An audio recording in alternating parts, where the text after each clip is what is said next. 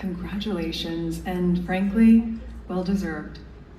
Thank you for the important and meaningful work that you do, and while I was familiar with most of your work before tonight, nothing could compare to the focus, the determination, the energy I feel from each of you, especially as we all bear witness to you standing in elegance and the power of your strength. Now to Ms. Foundation, thank you for this truly special honor.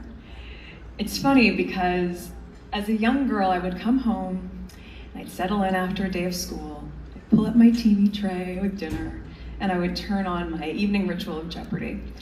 And I would glance at the coffee table where I would see an array of things. It could be the cat's collar, my homework, some mail that had just been brought in, and some magazines. The magazines said Ms. on them. And I remember them vividly because the pictures were different.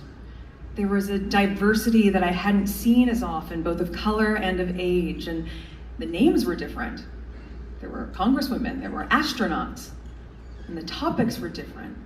From mothering to being a working mom, to heavier topics such as domestic violence, the poverty line, unearthing its roots, where it comes from, and matters of equity. And now when I say different in describing this Ms. magazine on the coffee table of our home in Cloverdale, I mean different from the covers of the magazines I would see at the grocery store checkout.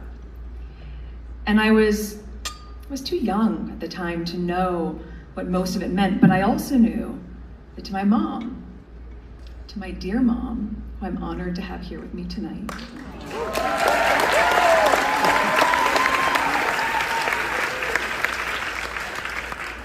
I knew that the significance of these magazines was important. I mean, it wasn't a one-off. She had a subscription. And having these pages in our home, it signaled to me that there was just so much more than the dolled up covers and those images that you would see on the grocery store covers.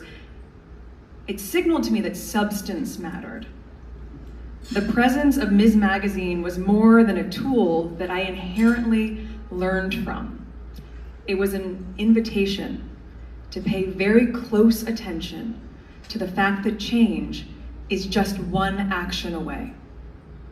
And these tenets have fueled Ms. Foundation's work for the last 50 years. Because of this foundation, so many of our youth have been instilled with self-worth and limitless possibility, no matter their race, their gender, their class, sexual orientation, disability, or age.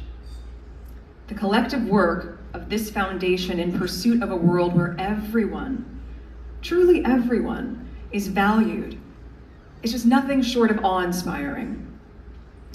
So when I reflect on the time in my life when I was young, the imprints that were etched in my mind, I can now connect the dots in a much better way to understand how I became a young feminist and evolved into a grown activist. Ms. was formative in that cocooning.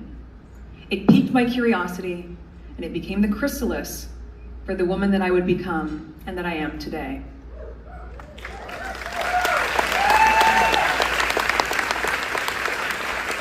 I am a woman who remains inspired and driven by this organization and by those around me.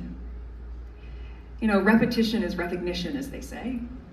And the narrative on repeat that surrounded me allowed me to recognize that part of my greater value and purpose in life was to advocate for those who felt unheard, to stand up to injustice, and to be not afraid of saying what you know is true and what is just and what is right. So whether your inspiration comes from a magazine on your coffee table from your childhood, or an article that you read yesterday, an experience that you had today, maybe tonight even, or a moment that you will just walk right into tomorrow, I suppose the point is, it's just never too late to start. You can be the visionary of your own life. You can charter a path in which what you repeat in your daily acts of service, in kindness, in advocacy, in grace, and in fairness that those become the very things that are recognized by the next wave of women, both young and old, who will also choose this moment to join the movement and make our vision for an equitable world reality. Because while, as my dear friend Glow often reminds me, there is still so much work to be done. And let's be clear, I, as all of you in this room know, that she will continue to do that vital work while wearing her black leather pants and signature glasses. She's also always reminded me that it's the community that we create in doing that work. It's this sisterhood, it's this togetherness. That's the joy in it as well. Work doesn't have to be hard work, and it doesn't feel like hard work when we do it together. So I am so proud this evening to stand with such visionaries, and even prouder to stand shoulder to shoulder with this